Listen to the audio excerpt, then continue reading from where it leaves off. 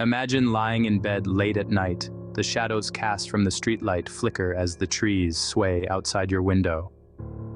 You hear a floorboard creak, the faint whisper of a breeze through unseen cracks. And then, a chilling sensation as if someone or something were standing just outside your line of sight. For centuries, such experiences have been reported as encounters with ghosts, spirits from beyond the grave reaching back to the world of the living. But do ghosts really exist, or are they just phantoms of our brain's overactive wiring?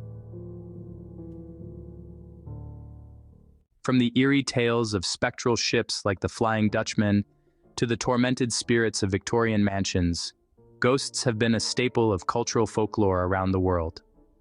Pop culture is rife with examples, from the cinematic scares of Poltergeist to the investigative adventures of television's ghost hunters.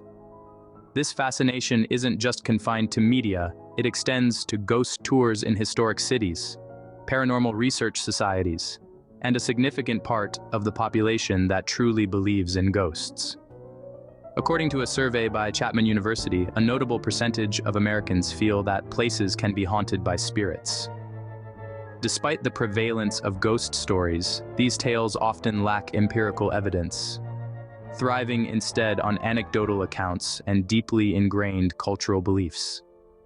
Historical accounts of ghosts frequently align with societal fears and moral narratives, suggesting that ghost stories might serve more as cautionary tales and cultural metaphors rather than factual recountings of hauntings. Delving deep into the shadows, science sheds light on what might actually be happening during so-called ghostly encounters. Psychological factors, environmental influences, and even certain physiological conditions can create the perfect cocktail for a spectral experience. For instance, infrasound, sound waves with frequencies below the range of human hearing, can induce feelings of uneasiness, dread, or even the sensation of being watched. Furthermore, research conducted by neuroscientists has indicated that certain areas of the brain, when stimulated, can produce the sensation of a presence in the room.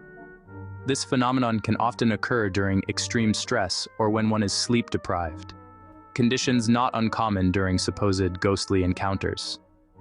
An example is the work of Dr. Michael Persinger, who developed the God helmet, an apparatus that can artificially create the perception of an unseen presence by applying mild magnetic fields to the temporal lobes of the brain. On another note, environmental factors, such as mold or electromagnetic fields, have been implicated in contributing to feelings and experiences often labeled as supernatural.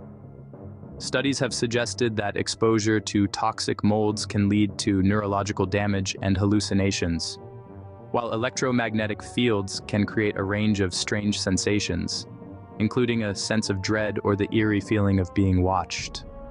When these elements converge in a dimly lit, silent old house, the stage is well set for the birth of a ghost. Through this exploration, it becomes evident that what is often quickly labeled as paranormal can typically be delineated and understood through scientific inquiry and critical thinking.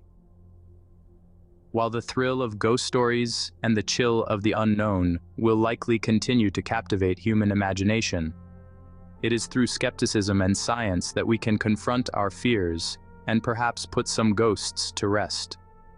Encouraging a critical examination of supposed supernatural events not only elucidates the truth behind the myths, but also enriches our understanding of the human mind and the world around us.